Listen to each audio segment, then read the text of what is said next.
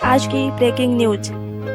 CM योगी को मिली जान से मारने की धमकी, 10 दिन के अंदर इस्तीफा दे, नहीं तो बाबा सिद्दीकी के जैसा हाल भी उनका होगा।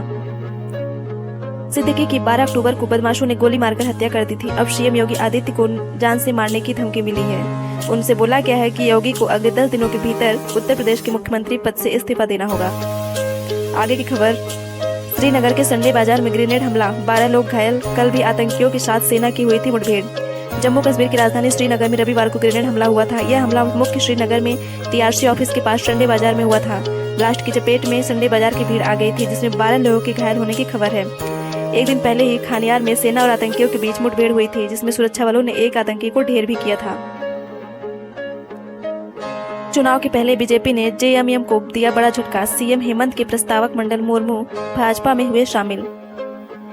इस पर बीजेपी का कहना है कि ये संगठन के लिए बहुत बड़ी बात है और इससे आदिवासी मान सम्मान की रक्षा की दिशा में उनकी रणनीति को मजबूती मिलेगी। हमास को नहीं पता कि बंधक कहाँ है, इजरायली अधिकारी का एक बड़ा बयान, नेतन्याहू की बड़ी टेंशन।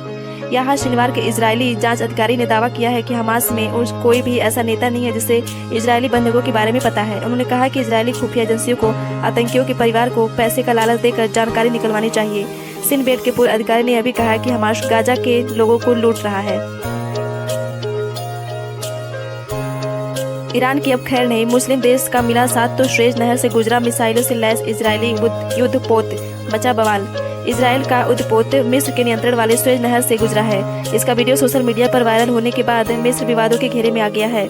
अब मिस्र की सरकार ने सफाई दी है कि उसने कहा है कि दुनिया के किसी भी जहाज को इस रास्ते से गुजरने का पूरा हक है। चीन के ग्रंथों में मौजूद है रामायण की कहानियां, चीनी विद्वानों ने किया खुलासा। चीन के विद्वानों ने हाल ही में बताया कि उनके देश में सदियों से बौद्ध धर्म ग्रंथों में रामायण की कहानियों के निशान मौजूद है। इससे यह पता चलता है कि चीन के इतिहास में हिंदू धर्म का काफी प्रभाव रहा है। यह संभवतः पहली बार बात सामने आई है। विद्वानों के अनुसार चीनी कला एवं साहित्य पर भी रामायण का प्रभाव पड़ा है। चीन के उतार चढ़ाव भरे इतिहास में हिंदू धर्म का प्रभाव जरूर रहा है।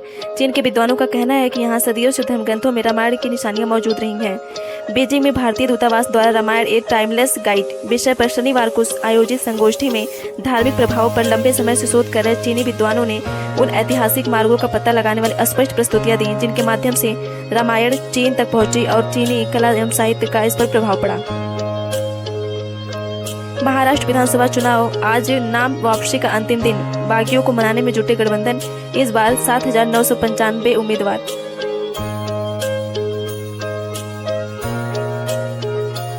दक्षिण भारत के उदयनी स्टालिन बोले, तमिल फिल्म इंडस्ट्री में अरबों का रेवेन्यू, उत्तर भारत में किसी भाषा की फिल्म इंडस्ट्री हमारी जितनी नहीं। उदयनिधि ने कहा, तमिल फिल्म इंडस्ट्री अब अरबों डॉलर का रेवेन्यू जनरेट कर रही है। केरल, तेलुगु और कन्नड़ सिनेमा भी फल फूल रहा है, लेकिन क्या उत्तर भारत में किसी भाषा की फिल्म इंडस्ट्री हमारे जितनी है? इसका उत्तर है नहीं। उन्होंने कहा कि बॉलीवुड से उत्तरी राज्यों के छोटे छोटे फिल्म उद्योगों को काफी हद तक पीछे छोड़ दिया है। मुंबई में अब बड़े पैमाने पर हिंदी फिल्में बनती हैं, जबकि मराठी, भोजपुरी, बिहारी, हरियाणवी और गुजराती सिनेमा को बहुत कम तवज्जो मिलता है। कई उत्तरी राज्यों में अपना खुद की फिल्म इंडस्ट्री भी नहीं है। आगे की खबर में हम आपको बताते हैं कि 10 हाथियों की मौत के मामले में 2 अफसर को सस्पेंड किया गया। सीएम ने कहा, टास्क फोर्स बनाएंगे। बांधवगढ़ में 3 लोगों को कुचलने वाले हाथी को पकड़ लिया गया है। उमरिया में बांधवगढ़ रिजर्व से लगे चंदिया वन परिक्षेत्र में हाथी ने 3 लोगों को कुचल दिया था। इसमें 2 लोगों की मौत हो गई थी। उस हाथी को रविवार शाम खितौली के जंगल से पकड़ लिया गया। फिलहाल उसे अब पेड़ से बांध कर रखा गया है। 2 अफसरों पर कार्रवाई की गई, जिसमें से एक का नाम है गौरव चौधरी और दूसरे का नाम है फतेह सिंह नीनामा।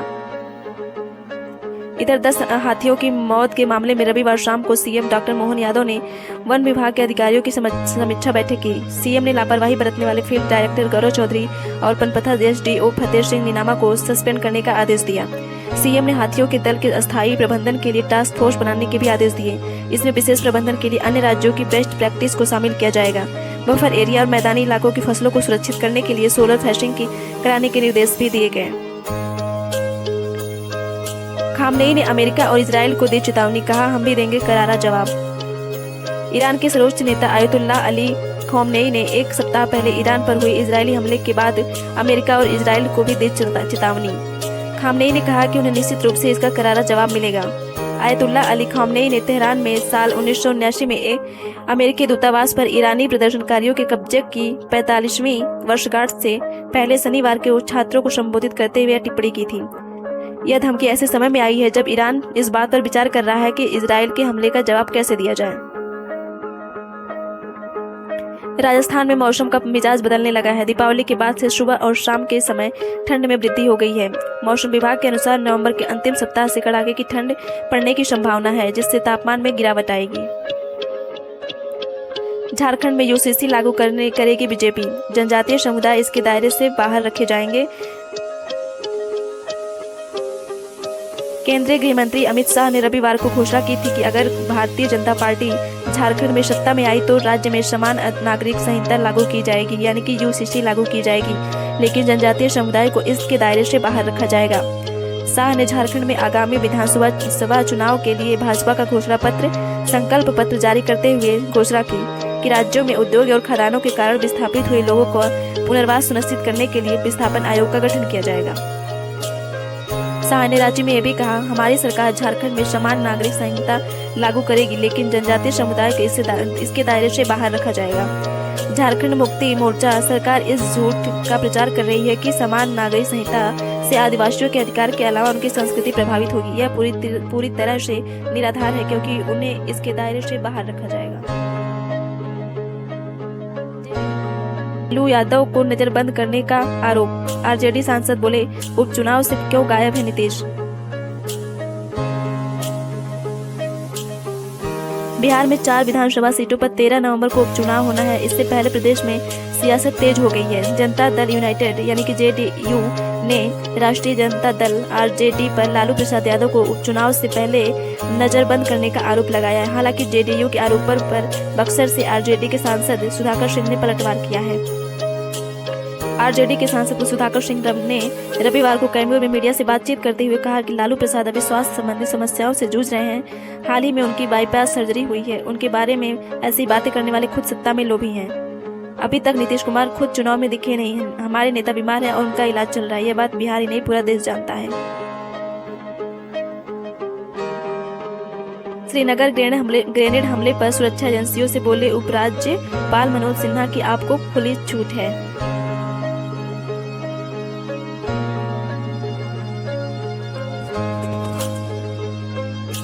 श्रीनगर आतंकी हमले को लेकर जम्मू कश्मीर के उपराज्यपाल मनोज सिन्हा ने एक बड़ा बयान दिया है। उन्होंने कहा कि जम्मू कश्मीर में जो आतंकी संगठन सक्रिय हैं, उनके खात्मे के लिए सुरक्षा एजेंसियों को खुली छूट है। उनका यह बयान स्थानीय पुलिस और सुरक्षा एजेंसियों के लिए आला अधिकारियों से बैठक के बाद आया है। मनोज सिन्हा ने कहा कि आपको इन आतंकी संगठनों को कुचलने की पूरी आज़ादी है और हमें भरोसा है कि आप इस मिशन को पूरा करने में कोई कसर नहीं छोड़ेंगे। आपको बता दें कि श्रीनगर के रविवार बाजार में आज एक बड़ा ग्रेनेड हमला हुआ था। इस हमले में कई लोग गंभीर रूप से घायल हो गए थे, जिनका इलाज फिलहाल पास के अस्पताल में चल रहा है। आज पीएम मोदी झारखंड में भरेंगे हुंकार। गढ़वा चाईबासा में भाजपा की रैली को करेंगे संबोधित। झारखंड में होने वाले विधानसभा चुनाव को लेकर राजनीतिक पार्टियों की व्यस्तता 7वें आसमान पर है। इसी सिलसिले में प्रधानमंत्री मोदी सोमवार को झारखंड के चाईबासा और गढ़वा जिले में भाजपा की चुनाव रैली को संबोधित करने वाले हैं। भाजपा नेता ने बताया कि प्रधानमंत्री मोदी सुबह करीब 11 बजे बिहार के गया हवाई अड्डे पर पहुंचेंगे और वहां से रैली को संबोधित करने के लिए हेलीकॉप्टर से गढ़वा जाएंगे। शादी बच्चों से परहेज।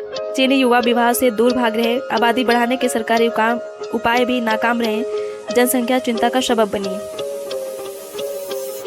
चीन इन दिनों में जनसंख्या की कमी से जूझ रहा है। जनसंख्या की कमी के निपटारे के लिए चीनी सरकार का आबादी बढ़ाने का कोई भी उपाय कारगर साबित नहीं हो रहा है। चीन के नागरिक मामलों के मंत्रालय के शुक्रवार को जारी नवीनतम आधिकारिक आंकड़े इसका सबूत देते हैं। इनके मुताबिक 2024 के पहले 9 महीनों में मैरिज रजिस्ट्रेशन में अच्छी खासी गिरावट आई है। चीनी नागरिक मामलों के मंत्रालय के आंकड़े बताते हैं कि 2024 में चीन में पहले से कम लोग शादी कर रहे हैं। यहाँ जनवरी से सितंबर 2024 के बीच लगभग 4.747 मिलियन जोड़ों ने अपनी शादियां दर्ज करवाई हैं। शादियों के रजिस्ट्रेशन का यह आंकड़ा 2023 के महीनों के दौरान हुए रजिस्ट्रेशन से बहुत ही कम है।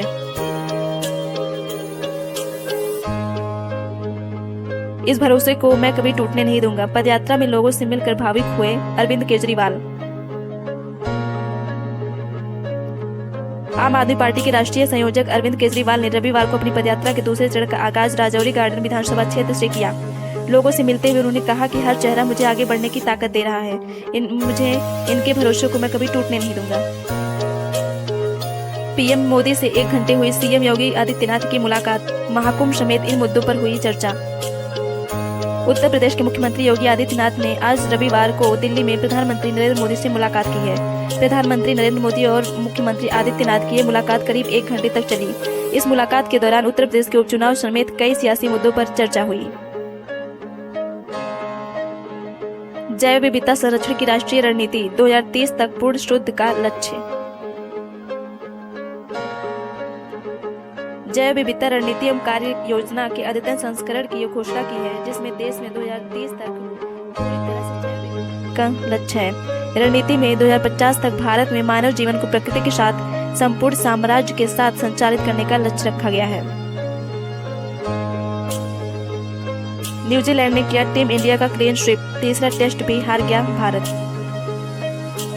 भारत और न्यूजीलैंड के बीच मुंबई में खेले गए तीसरे टेस्ट मैच में टीम इंडिया को जीत के लिए 147 रन चाहिए थे, लेकिन टीम इंडिया 121 रन ही बना सकी। भारत के लिए दूसरी पारी में ऋषभ पंत ने सबसे अधिक 64 रन बनाए।